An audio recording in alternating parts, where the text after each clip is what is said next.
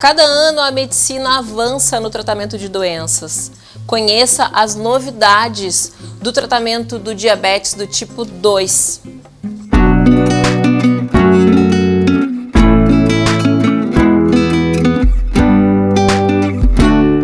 A diabetes é praticamente uma epidemia. Há muitas pessoas com essa doença.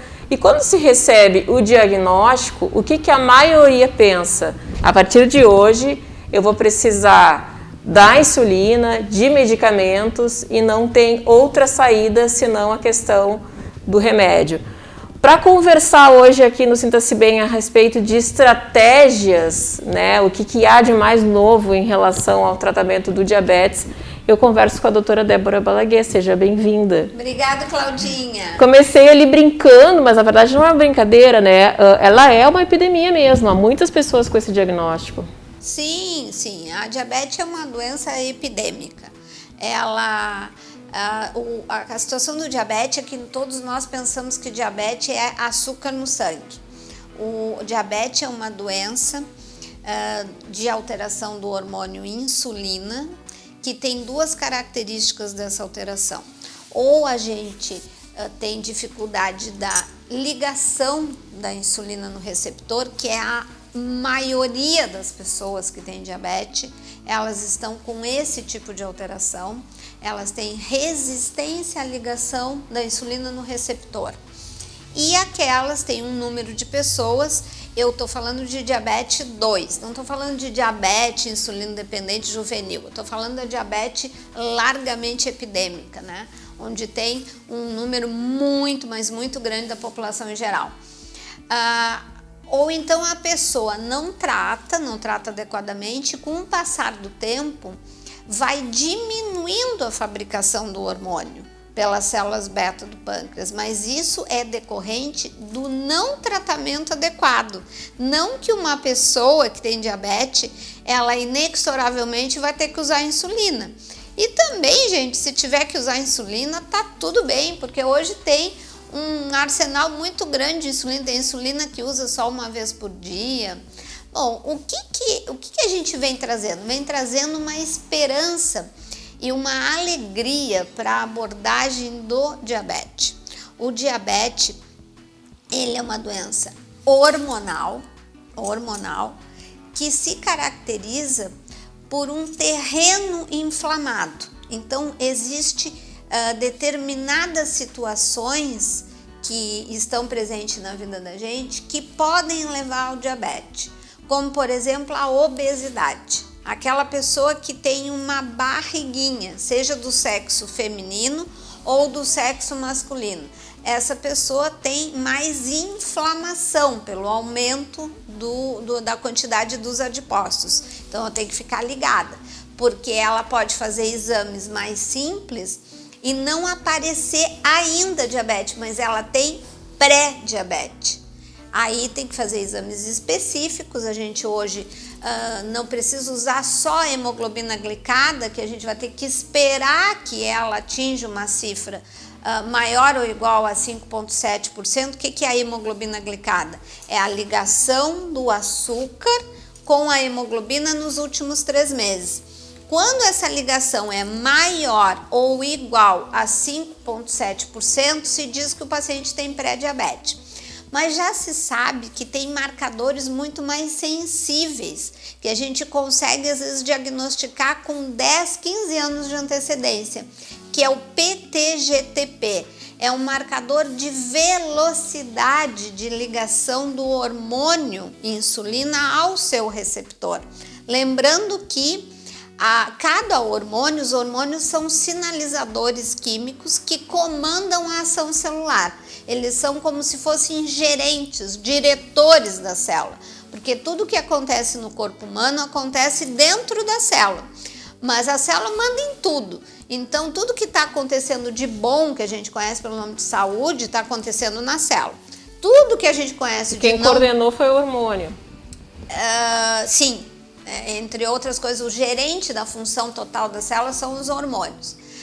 Como a diabetes, tudo que está então acontecendo de bom dentro de uma célula, por exemplo, a gente chama de saúde. Tudo que está não muito bom, que são os desequilíbrios, a gente chama de doença. Quem comanda essas ações na periferia da célula? Quem comanda são os hormônios. É lógico que dentro das células tem várias reações, mas os hormônios é que ditam o que vai acontecer lá dentro. Para isso, os hormônios têm que estar regulados. Só que não existe hormônio propriamente dito trabalhando sozinho. Os hormônios, eles precisam se ligar num buraquinho, numa casa, que é chamada o receptor. Então, se a minha mão direita é a insulina, a minha mão esquerda é o receptor. Então, vai ligar. Uma chave e uma fechadura. Uma chave e uma fechadura. Então, a diabetes tipo 2, ela é uma doença de receptor. Na mais das vezes a insulina está em funcionamento adequado, só que o receptor está doente, está inflamado, está obstruído, então nós temos resistência à ligação do receptor.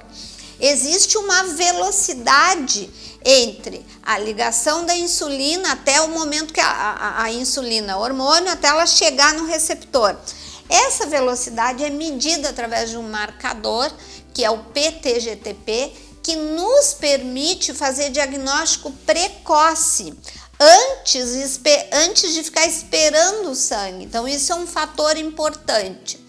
Um outro fator é que para tratar o problema de ligação do receptor, nós precisamos atuar na nutrigenética, ou seja, na investigação da alimentação ou da nutrição precisa, que a gente diz hoje em dia, que é de acordo com o genoma de cada pessoa. Uma dieta específica para cada um, né, doutora? Que sempre fala isso aqui no programa. É uma dieta não individualizada. Existe, isso, não existe nada coletivo, né? Não existe. Então, no diabetes, muitas vezes a gente está usando medicamento via oral, metformina, glifage, traienta, enfim, vários medicamentos aí para diabetes via oral, ou já está usando insulina e não consegue ver uma melhora da doença, porque não está se tratando o receptor. O receptor, para melhorar, eu preciso melhorar as condições inflamatórias do corpo humano. Eu preciso também desobstruir esse receptor. Esses receptores inflamados, eles estão representando um estado inflamatório do corpo humano da gente. Qual é? Nós temos vários fatores para inflamar, nós temos radicais livres, nós temos mediadores inflamatórios, mas nós temos o combustível que a gente bota para dentro do corpo humano, que é o nosso padrão alimentar, que precisa hoje para tratar diabetes, para emagrecer, para recuperar os problemas da tireoide, para tratar o estresse, para melhorar os padrões de sono, a gente precisa estudar a nutrição precisa, ou seja, a nutrigenética, a nutrição de acordo com o seu genoma, que não é fazer uma dieta hipocalórica. Isso não está completamente obsoleto em tratamento de diabetes. Nós precisamos investigar esse padrão. Quando a gente descobre, nós aí implementamos junto com a nutricionista uma dieta específica para cada pessoa, para o seu genoma, para a sua característica de funcionamento celular. Se descobre através de exames. De exames, existem exames específicos para isso. E, então, é importante medir o PTGTP, a velocidade de ligação da insulina no seu receptor, lembrando que a diabetes não é uma doença, inicialmente a diabetes tipo 2, de um problema no hormônio, mas sim no receptor. Isso vai nos inferir várias ações que nós precisamos fazer. Nós precisamos investigar a nutrigenética, nós precisamos micronutrir este paciente adequadamente, porque um paciente com pouca nutrição, ele não tem as reações químicas celulares de forma adequada, suas enzimas não funcionam, lembrando que uma enzima que são os trabalhadores que fazem todas as reações dentro do corpo humano. Para uma enzima funcionar, eu preciso ter minerais, né, adequadamente. O que é mineral? Magnésio, selênio, zinco, manganês, cobre e assim por diante. Eu preciso ter vitaminas em quantidade adequada, vitamina A, vitamina D, vitamina C, e nem se fala vitamina D, porque vitamina D é um hormônio que em uma visão específica para o diabetes, ele é um sensibilizador do receptor da insulina. Então, vitamina D também é um tratamento primordial para tratar o diabetes. Além disso, nós precisamos ajustar o padrão de sono. Nós vivemos num mundo muito estressado, né? A gente falou há algum tempo atrás aí na síndrome pós-Covid. Os pacientes no pós-Covid, eles ficam com um padrão do sono muito alterado. Assim, por quê? Porque eles passaram por um processo de estresse muito grande, porque todo mundo que é acometido de coronavírus tem uma alteração no cortisol de forma muito preponderante. Mas nós aqui no dia a dia, quem que não tem estresse? Eu estava falando com ela há pouco tempo que a vida como médico é altamente estressante, né? Às vezes a gente precisa parar, sentar e dizer não para algumas coisas que não são prioridades, porque isso tudo altera a nossa cadeia hormonal. Então a gente precisa também recuperar o padrão de sono, porque um sono alterado, ele altera a melatonina, altera o cortisol, e o cortisol alterado vai me gerar hiperglicemia. E aí faz uma bagunça no organismo. Exatamente, faz uma bagunça no organismo. Muitas vezes a gente está com diabetes, não consegue controlar o diabetes e diz, mas como? Mas eu estou tomando o remedinho direitinho? Eu estou até comendo, entre aspas, do jeito que me disseram, né? Mas eu não consigo. Muitas vezes é porque o meu padrão de cortisol está bem alterado, e o cortisol alterado gera hiperglicemia, né? Porque o cortisol é um hormônio que está ali à espera para nos trazer para a vida, ele quer nos trazer energia. E por última estratégia, que eu acho que é uma estratégia avançada em tratamento de diabetes tipo 2, né? É que nós precisamos usar técnicas de desintoxicação por troca iônica, porque as toxinas que estão no receptor, que estão na membrana, que estão na matriz extracelular ou até às vezes no intracelular, elas impedem essas reações orgânicas de forma adequada. Então nós temos que usar essas técnicas de troca iônica. No consultório nós usamos várias técnicas nesse sentido para desintoxicar. Lembrando que quase não é falado no Brasil que todo paciente com diabetes pode estar contaminado pelo parasita Erythrema pancreático, que tem um mimetismo, uma atração pelas células beta pancreáticas, e a principal comidinha dele é a célula beta do pâncreas, que é produtora de insulina. Então, nós precisamos também identificar se o paciente tem esse tipo de parasita e precisamos tratar essa situação. E por último, para finalizar, porque é muita coisa em diabetes, nós precisamos adequar a fisiologia do exercício. A gente precisa fazer exercício aeróbico, né? O exercício aeróbico traz uma maior entrega de oxigênio para o tecido, então mantém aquele tecido numa melhor condição, mantém a quantidade de mitocôndria, que é fundamental para nos trazer energia, ATP, e manter as nossas células funcionando de forma adequada.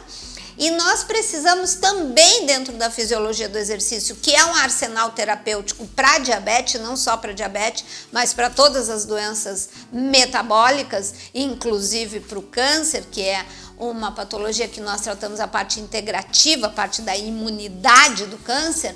Nós precisamos no diabetes também melhorar a parte muscular. Por que, gente, muscular? Por que eu não posso só caminhar ali dar a minha caminhadinha de 30 minutos, como diz o paciente, mas doutora, por que a senhora está me inventando que eu tenho que fazer musculação? Muito simples, porque quando a gente vai fazer musculação, nós estamos estimulando mecanicamente uma melhoria do tecido muscular. Esse tecido muscular, ele passa a expressar na periferia dessa célula muscular o GLUT4, que é uma substância que começa a fazer o papel da insulina. Olha que beleza o corpo humano, né? Então, a gente com uma estratégia de fisiologia do exercício, nós estamos recuperando o diabetes. Ou seja, atividade física, como tu falaste, a questão da alimentação, do equilíbrio da mente, desintoxicação, nutrigenética, tá tudo alinhado. Padrão de sono, tratamento do estresse. Enfim, nós precisamos abordar as várias peças que estragaram no corpo humano de um paciente que desenvolveu diabetes. Não basta nós darmos um medicamento, porque isso é uma ação muito simplista, e ela refere mais a um tratamento de superfície, que é um tratamento de sintoma. O tratamento de sintoma nunca vai recuperar a saúde do corpo humano, ela vai apenas tratar um sintoma. Aliviar o sintoma, exatamente. Doutora, obrigada pelos esclarecimentos, como tu sempre falas, né? Se o remédio curasse, chamaria curédio, não remédio. Se remédio funcionasse, ele era curédio. Obrigada pelos esclarecimentos. Eu que agradeço.